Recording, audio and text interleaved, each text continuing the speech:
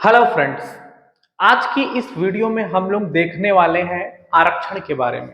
ठीक है, जैसे कि आप पीछे देख पा रहे हैं स्क्रीन पे कि देश का एक ऐसा राज्य जहां पे आरक्षण लागू ही नहीं है। ठीक है, देश का एक ऐसा राज्य जहां पे पिछले कई महीनों से आरक्षण रोस्टर लागू नहीं है। ठीक है, जिसके वजह से जो तैयारी करने वाला एक युवाओं का वर्ग है, ठीक है, वो बड़ा हतोत्साहित सा महसूस करता है। तो ये आरक्षण आरक्षण आरक्षण कब हटेगा, आरक्षण कब, आरक्षण से संबंधित नए नियम आएंगे, इस सारी चीजों पे बहुत सारी चर्चाएं हो रही थी। तो मुझे लगा कि इस संबंध में एक वीडियो बनाना चाहिए। ठीक है, और अपने को पता होना चाहिए कि आरक्षण का इतिहास कहां से स्टार्ट हुआ। जनरली हम लोगों को लगता है कि डॉक्टर बी आर अम्बेडकर साहब आए, उन्होंने संविधान में जो आपका मसौदा तैयार कर रहे थे, ड्राफ्ट बना रहे थे, उसी में आरक्षण डाल दिया और उसी की वजह से आरक्षण आ गया देश में। ठीक है, तो ये बिल्कुल भी सच्चाई नहीं है। ठीक है, डॉक्टर बी आर अम्बेडकर से पहले भी बहुत सारे प्रयास किए जा चुके हैं आरक्षण से संबंधित, रिजर्वेशन से संबंधित। ठीक है, ये रिजर्वेशन डिपेंड करता था चीजों पे।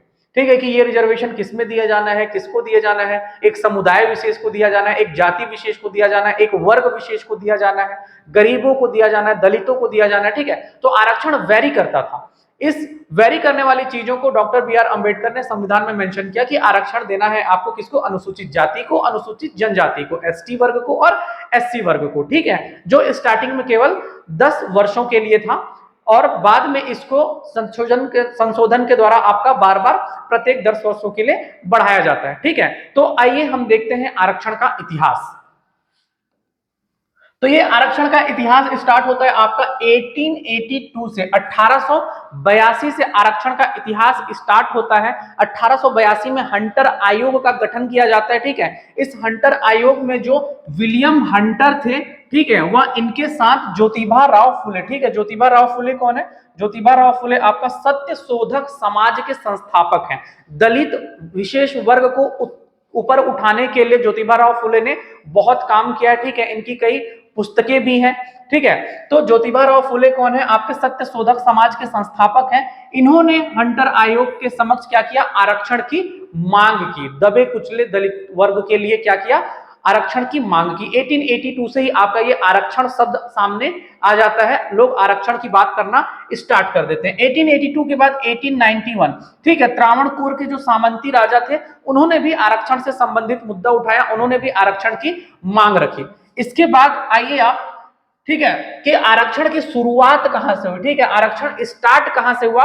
तो 1902, ठीक है, महाराष्ट्र की सामंती रियासत कोल्हापुर। ठीक है, महाराष्ट्र की सामंती रियासत कोल्हापुर के महाराज हुआ करते थे साहू जी।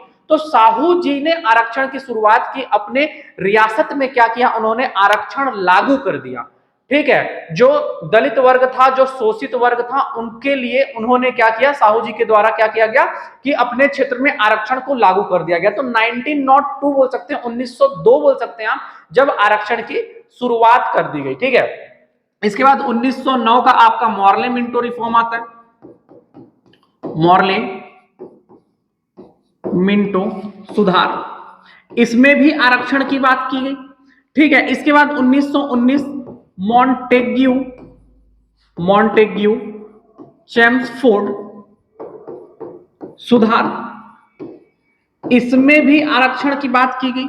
1921 मद्रास प्रेसिडेंसी। ठीक है, 1921 में क्या होता है कि जो मद्रास प्रेसिडेंसी है वो आरक्षण से संबंधित, वो जातिगत आरक्षण से संबंधित एक आपका सरकारी आज्ञा पत्र जारी कर देता है, जो वहां के दबे कुचले लोगों का क्या करेगा? आपका शासकीय सेवाओं में नेतृत्व करने से संबंधित था। ठीक है, फिर इसके आगे चलते हैं, क्या कहानी घटित हुई? तो 1931, ठीक है, अपना राउंड टेबल कॉन्फ्रेंस वाला समय चल रहा है। सविनय अवज्ञा आंदोलन गांधी जी ने जस्ट समाप्त किया, राउंड टेबल कॉन्फ्रेंस चल रहा है आपका 1931 में। तो जो ब्रिटेन के प्रधानमंत्री हैं मैकडोनाल्ड, ठीक है, वो क्या करते हैं? आपका कम्युनल अवार्ड लेकर के आते हैं। ठीक है, ये बी आर अम्बेडकर जी जो थे उनको काफी पसंद आया, क्योंकि इसमें दलित वर्ग का जो इलेक्टोरेट था वो अलग किया जाना था। ठीक है, इस चीज को लेकर, क्योंकि दलितों को गांधी जी भी बहुत पसंद करते थे। ठीक है, तो गांधी जी कभी नहीं चाहते थे कि दलित वर्ग को अलग रखा जाए। तो गांधी जी क्या करते हैं? आपका अनशन पे बैठ जाते हैं। ठीक है, गांधी जी उपवास रख लेते हैं। फिर काफी मिन्नतों के बाद, काफी कोशिशों के बाद अम्बेडकर जी और गांधी जी के मध्य एक समझौता होता है, जिसमें वो क्या करते हैं? जो कम्युनल अवार्ड में दलितों के लिए सेपरेट इलेक्टोरेट की बात की गई है, इसको हटा दिया जाता है। ठीक है, तो 1932 में ये होता है आपका पूना पैक्ट। पूना पैक्ट किसके किसके मध्य हुआ था? तो पूना पैक्ट या पूना समझौता हमारा हुआ था गांधी जी व अंबेडकर जी के मध्य। ठीक है, गांधी जी व अंबेडकर जी के मध्य हमारा पूना समझौता हुआ था, जो ये कम्युनल अवार्ड है इसको हटाने की बात की गई। ठीक है, इसके बाद 1935 का जो एक्ट आया, गवर्नमेंट ऑफ इंडिया एक्ट 1935, फिर से उसमें आरक्षण की बात रखी गई। 1942 अखिल भारतीय दलित महासंघ, ठीक है, किसका है, किसके द्वारा एस्टैब्लिश किया गया था अखिल भारतीय दलित महासंघ को? तो अखिल भारतीय दलित महासंघ को भी एस्टैब्लिश किया गया था किसके द्वारा? डॉक्टर बी आर अंबेडकर के द्वारा। ठीक है, इन्होंने उस शोषित वर्ग, उस दलित वर्ग को न्याय दिलाने के लिए फिर से एक मुद्दा उठाया कि इन वर्गों को आपका आरक्षण दिया जाना चाहिए, रिजर्वेशन दिया जाना चाहिए। ठीक है, तो 1942 तक की कहानी हो गई। इसके बाद अपने को पता है कि 1947 में हम आजाद हो गए, 15 अगस्त 1947 को हम आजाद हो गए। कैबिनेट मिशन आया, कैबिनेट मिशन ने हमारा क्या किया? संविधान सभा का निर्माण करवाया। उस संविधान सभा में आपका संविधान बनने की कार्रवाई प्रारंभ हुई। जो ड्राफ्ट कमेटी थी, जो प्रारूप समिति थी, उसके अध्यक्ष थे डॉक्टर बी आर अंबेडकर, जिन्होंने संविधान का मसौदा तैयार किया, जिनको आपका आधुनिक मनु कहा जाता है। बी आर अंबेडकर जी को मॉडर्न मनु के नाम से भी संबोधित किया जाता है आपका। ठीक है, तो वो है, संविधान बना। फाइनली 26 जनवरी 1950 को संविधान लागू हुआ। संविधान सभा में फिर आरक्षण की बात रखी गई। ठीक है, बी आर अंबेडकर के द्वारा आरक्षण की बात रखी गई कि आरक्षण वाले मुद्दे पे बाकी लोगों का क्या विचार है।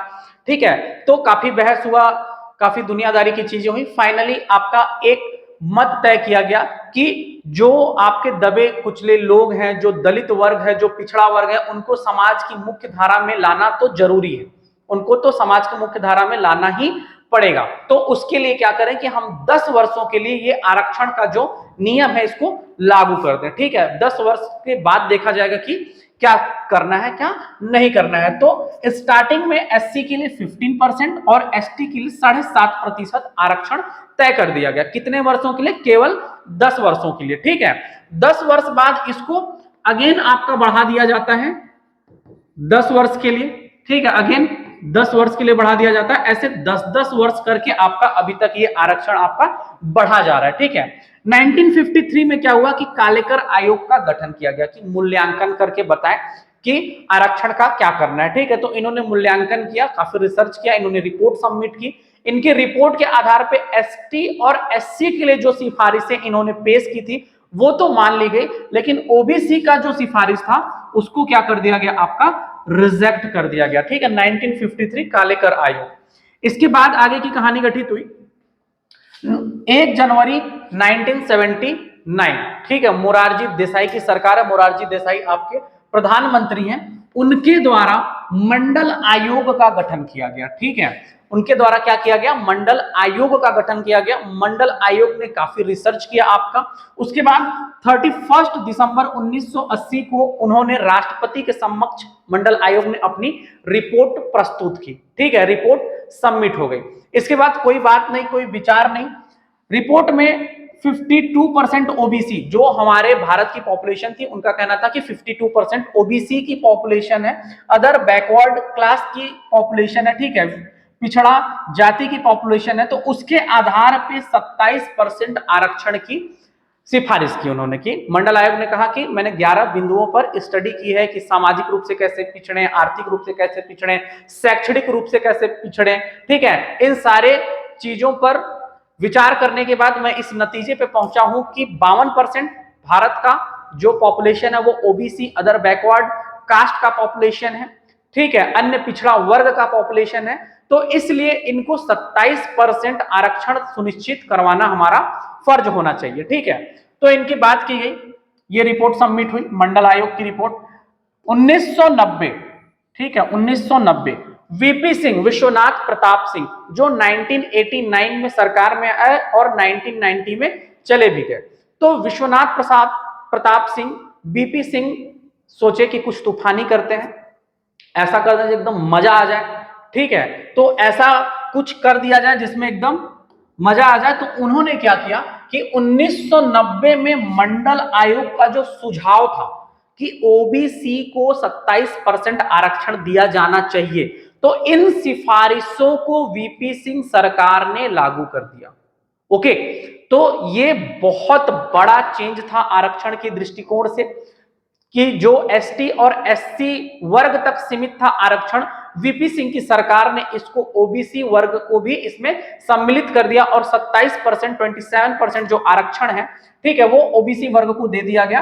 अब जो हमारा कोटा था 22% से बढ़कर के, जो रिजर्वेशन कोटा था, जो आरक्षण का कोटा था, वो 22% से बढ़कर के कहां पहुंच गया, 49.5% पहुंच गया। ठीक है, 49.5% आपका इन बढ़ के पहुंच गया। 1991 में नरसिम्हा राव जी प्रधानमंत्री बने, नरसिम्हा राव की सरकार बनी, तो बोले कि थोड़ा और तूफानी करते हैं।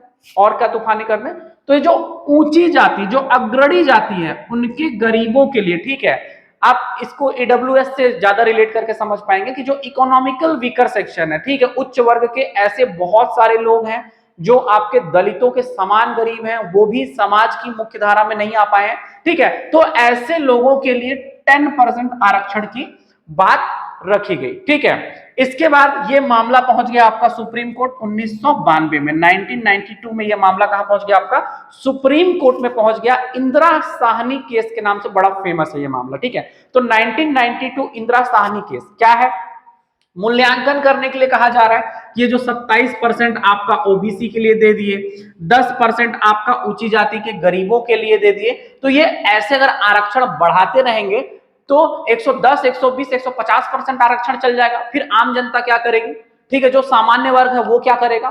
तो सुप्रीम कोर्ट ने बड़ा अहम फैसला लिया इसमें, तो उसने कहा कि नहीं, ओबीसी के लिए जो 27% आरक्षण है ये तो एकदम सही है, इसको सुप्रीम कोर्ट ने सही ठहराया। लेकिन ये जो 10% वाला है इसमें थोड़ा सा विचार करने की बात है, तो इस 10% वाले को उन्होंने कैंसिल कर दिया और 27% ओबीसी वाले को सही ठहराया। साथ ही एक बात और कही कि जो आरक्षण की सीमा है उसको किसी भी हाल में 50% से ज्यादा नहीं किया जा सकता।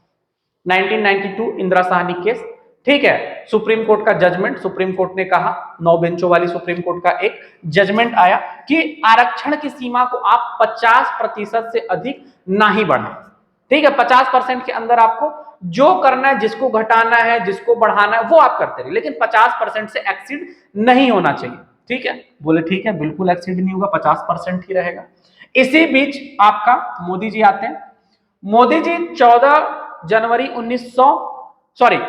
जनवरी 2019 को एक और तूफानी करते हैं, क्या कि जो ईडब्ल्यूएस वर्ग है, इकोनॉमिकल वीकर सेक्शन, जो आपका आर्थिक रूप से पिछड़े, आर्थिक रूप से कमजोर, आर्थिक रूप से कमजोर है, उनके लिए 10% का रिजर्वेशन चालू कर दिया। ठीक है, इसके लिए संविधान का 103वां संविधान संशोधन किया गया, 14 जनवरी 2019 से पूरे देश में लागू कर दिया गया। ठीक है, कि 10% का जो आरक्षण है ईडब्ल्यूएस को, आर्थिक रूप से कमजोर वर्ग को दिया जाएगा। ठीक है, फिर मामला सुप्रीम कोर्ट पहुंचा।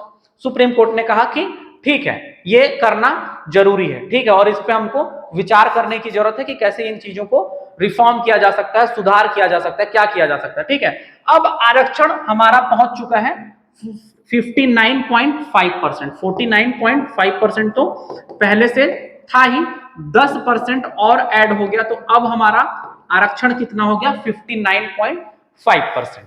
ठीक है, ये हमारा केंद्रीय आरक्षण है, जो केंद्र सरकार की संस्थानों में, केंद्र सरकार की वैकेंसीज में, ठीक है, उसमें दिया जाता है।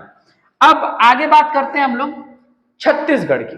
ठीक है, क्योंकि ये सारा जो बात है ये किसके परिप्रेक्ष्य में हो रहा है, छत्तीसगढ़ के परिप्रेक्ष्य में हो रहा है। छत्तीसगढ़ ही देश का वो राज्य है जहां पे पिछले कई महीनों से आरक्षण रोस्टर लागू नहीं है।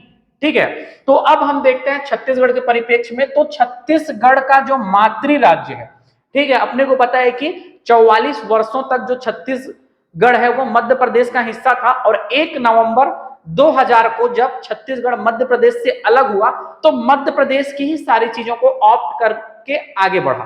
ठीक है, मध्य प्रदेश की सारी चीजों को ग्रहण कर लिया, तो छत्तीसगढ़ में 50% आरक्षण आया। इसने अपनी मातृ राज्य मध्य प्रदेश से आरक्षण 50% ले लिया, ठीक है। एसटी के लिए 20%, एससी के लिए 16%, ओबीसी के लिए 14%, जो कि मध्य प्रदेश में भी लागू था, उसी सेम चीज को आपका छत्तीसगढ़ में भी लागू कर दिया गया, ठीक है।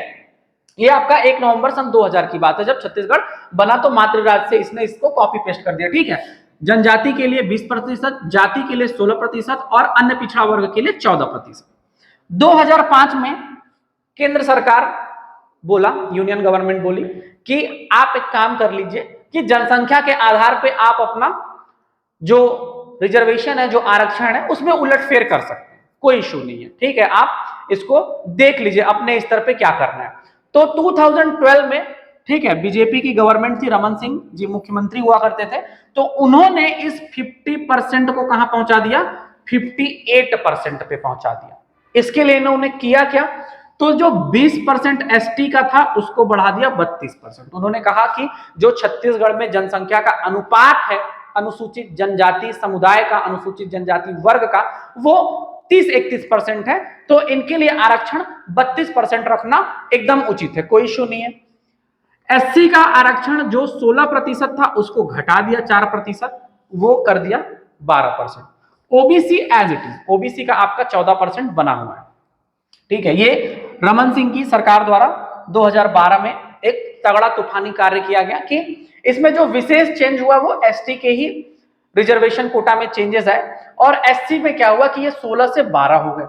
अब जो एससी समुदाय है, ठीक है, जो सतनामियों का एक ग्रुप था, ठीक है, सतनामियों का जो एक जत्था था, वो पहुंच गया हाई कोर्ट। 2012 में इन्होंने एक पिटीशन फाइल की, इनके बहुत सारे बड़े ग्रुप ने, कि हमारा जो रिजर्वेशन है इसको फिर से 12 से 16 कर दिया जाए, ठीक है। और छत्तीसगढ़ गवर्नमेंट कैसे 58% पहुंच गई, जबकि कहा गया है माननीय उच्चतम न्यायालय के द्वारा, माननीय सुप्रीम कोर्ट के द्वारा, कि जो आरक्षण है वो 50% के दायरे में ही रहना चाहिए, उस बाउंड्री को क्रॉस नहीं करना चाहिए। तो कैसे ये 58% पहुंच गया, ठीक है, इस पे आपका चल ही रहा था।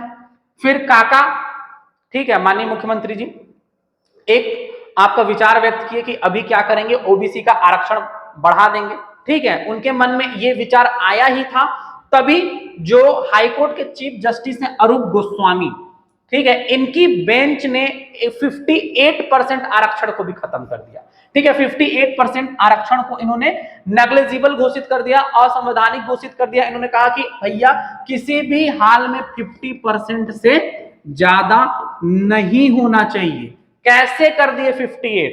50 से तो ज्यादा होना ही नहीं चाहिए, पता है आप लोगों को, ठीक है, आप लोग जिम्मेदार लोग, कैसे 58 कर दिए? तो उन्होंने बोला कि 58 कैंसिल, 50 लागू, ठीक है। काफी बहस हुई, लेकिन यह चीज अडिग रही कि जो 50% 2012 के पहले वाला आरक्षण रोस्टर है वही लागू होना चाहिए आपका, इसके अलावा कोई भी आरक्षण रोस्टर लागू नहीं होना चाहिए। काका ने ट्वीट किया तुरंत कि हम जाएंगे कहां, सुप्रीम कोर्ट, ठीक, और सुप्रीम कोर्ट में जाकर के बोलेंगे पेंसिल हाई कोर्ट का ऑर्डर कैंसिल। लेकिन ये अभी तक हो नहीं पाया, ठीक है, हाई कोर्ट का ऑर्डर अभी तक सुप्रीम कोर्ट में कैंसिल हो नहीं पाया। बोले अच्छा यहां से ऑर्डर कैंसिल नहीं होगा, कोई बात नहीं, प्लान बी एग्जीक्यूट करते हैं, प्लान बी लेकर के आते हैं। प्लान बी क्या, 76% आरक्षण कर देंगे। 58 कौन सा बड़ा चाहिए, 76% कर देंगे। 58 तो बहुत कम है, 76% रहेगा तो ज्यादा तूफानी होगा, तो ज्यादा मजा आने वाला, ठीक है।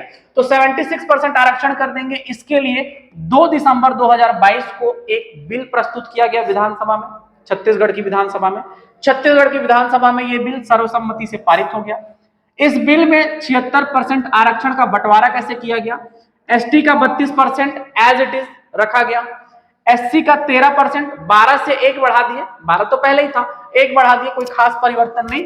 ज्यादा तूफानी हुआ ओबीसी वर्ग में, अन्य पिछड़ा वर्ग का आरक्षण जो 14% था उसको बढ़ा करके कर दिए 27%। यहां पे तगड़ा तूफानी हुआ। अच्छा, जो ईडब्ल्यूएस मोदी जी लागू किए थे, ठीक है, वो छत्तीसगढ़ में लागू नहीं हुआ है, तो ईडब्ल्यूएस का भी 4% कोटा रख दिया गया कि 4% सफिशिएंट है, ठीक है। तो 32, 13, 27 और 4 टोटल 76% आरक्षण से संबंधित एक विधेयक प्रस्तुत किया गया, विधानसभा में सर्वसम्मति से पारित हो गया। लेकिन अपने को पता है कि कोई भी बिल कानून तब तक नहीं बन सकता जब तक कि उस पर गवर्नर का साइन ना हो जाए। बड़ा अच्छा। अब राज्यपाल वर्सेस काका स्टार्ट है आपका, ठीक है। जैसे ही 58% को असंवैधानिक घोषित किया गया, बोला गया कि 50% के दायरे में रहिए, 58% कैंसिल, तो हमारी जो राज्यपाल थी अनुसुईया उइके, उन्होंने कहा कि जनजाति वर्ग से के साथ अन्याय नहीं होना चाहिए, ठीक है।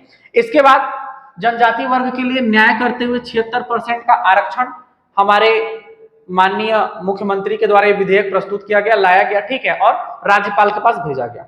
अब राज्यपाल पूछती हैं कि भैया एक बात बताइए, जब आपका 58% वाला कैंसिल हो गया और 76% वाला आप लेकर के आ रहे हैं, ठीक है, 58 कैंसिल, 58% तो लागू नहीं हो पाया, ठीक है, 50% के अंदर ही है, आप इधर बोल रहे हो कि 76% वाला पे साइन कर दो, तो इसकी क्या गारंटी है कि मामला फिर से हाई कोर्ट में नहीं जाएगा? इसकी क्या गारंटी है कि हाई कोर्ट के जज ये ना बोले कि बोलो पेंसिल 76% आरक्षण कैंसिल? क्या गारंटी है इसकी? ठीक है, आप इस पे एक विस्तृत मसौदा तैयार कीजिए, एक विस्तृत आपकी स्टडी मेरे पास सबमिट कीजिए, इसके बाद मैं इस पे विचार करूंगी, ठीक है। सरकार बोली ओके करते हैं, बिल्कुल भिजवाते हैं, आपके पास पूरा डेटा क्या है कैसे। तो राज्यपाल महोदया ने इसको रोक दिया, इस विधेयक को, ठीक है। ये विधेयक अभी छत्तीसगढ़ में लागू नहीं हो पाया, साइन नहीं हो पाया। इसी बीच क्या हुआ आपका कि अनुसुईया उइके का तबादला हो गया, ठीक है, वो दूसरे राज्य की आपकी राज्यपाल बना दी गई और हमारे नए राज्यपाल आए, ठीक है, विश्वभूषण हरिचंदन जी। विश्वभूषण हरिचंदन जी बोले मैं तो नया राज्यपाल हूं, बिल तो पुराना है, ठीक है, पुराना बिल नया राज्यपाल कैसे, ठीक है। तो देखते हैं, सोचते हैं, विचार करते हैं। सरकार फिर हाई कोर्ट का दरवाजा खटखटाई, सरकार बोली कि इन लोग पेंसिल कैंसिल पेंसिल कैंसिल खेल रहे हैं, ठीक है, आप कुछ करिए। तो उन्होंने बोला कि इसमें क्या किया जा सकता है, ठीक है, राज्यपाल का मन है, जब तक रोकना चाहे रोक दे, ऐसा कहीं पे लिखा तो है नहीं कि नहीं रोक सकती। कपिल सिब्बल जो थे, ठीक है, आर्टिकल 200 का हवाला देते हैं, बोलते हैं आर्टिकल 200 के अनुसार, ठीक है, राज्यपाल या तो बिल को पास कर सकती है या तो बिल को वापिस एक बार विचार करने के लिए सदन में भेज सकती हैं या उसको राष्ट्रपति को ट्रांसफर कर दें। तीनों में से कुछ भी नहीं हुआ, ठीक है, तो तीनों में से कुछ तो करिए। ये ऐसा चल रहा है अभी तक छत्तीसगढ़ में जो आरक्षण रोस्टर है वो लागू नहीं है। अब सबसे बड़ा जो मुद्दा है आरक्षण वर्सेस बेरोजगार युवा, क्या करें हम लोग, जो तैयारी करने वाले हैं उन लोग क्या करें, कहां चले जाएं, ठीक है।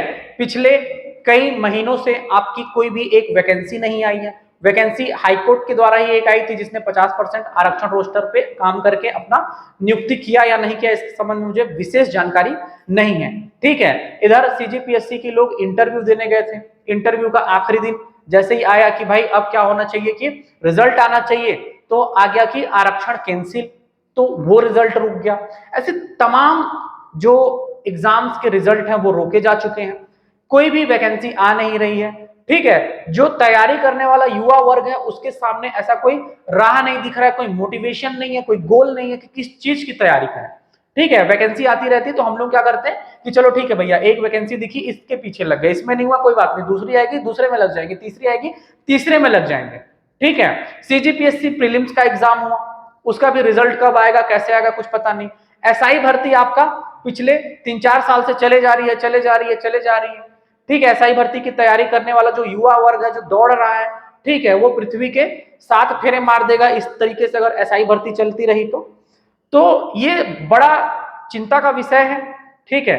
हम आशा करते हैं कि जल्द ही हमारी सरकार, ठीक है, हमारी न्याय व्यवस्था, हमारी व्यवस्थापिका, हमारी कार्यपालिका सब मिलकर के आरक्षण का कुछ न कुछ उपाय निकालें, ठीक है।